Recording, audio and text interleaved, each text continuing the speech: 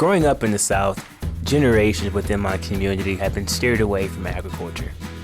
I was one of those people. But it was at Florida A&M University where my eyes were open to all the different possibilities within agriculture. I found my calling in the application of economics across the entire farming industry. Agriculture has really shaped my career and even my personal life. I met my fiancée, Andrea, in the first class of my agricultural economics master's program. When she first moved to the Twin Cities upon graduation, my mental image of Minnesota was that it was cold and predominantly white. Moving there would be a foray into something foreign. But since I'm always up for a new challenge, I found myself following Andrea there for an amazing career opportunity, now at Land O'Lakes.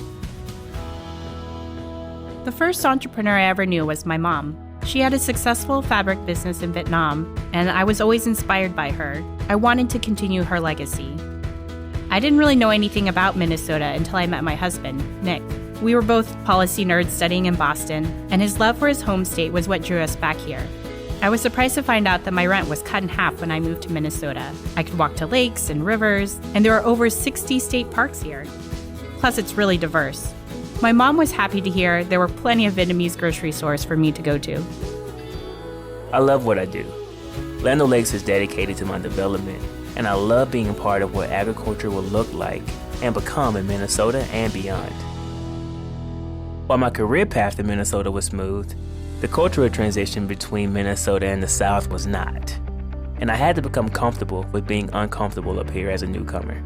It took me a year and a half to make new friends and connections. People seem to stick to their own here, and that was a battle for me. If it weren't for my fiancée, I would probably be back in Atlanta.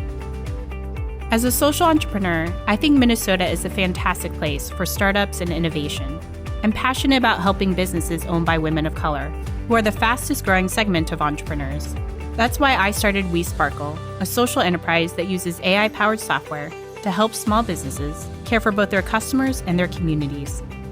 It's been a difficult path, but I've had so much support from the Finovation Fellowship to Beta MN to Hack the Gap, and so many others in our startup ecosystem. In Minnesota, we stand for something.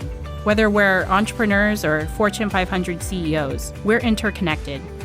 By helping others succeed, we help ourselves succeed as well.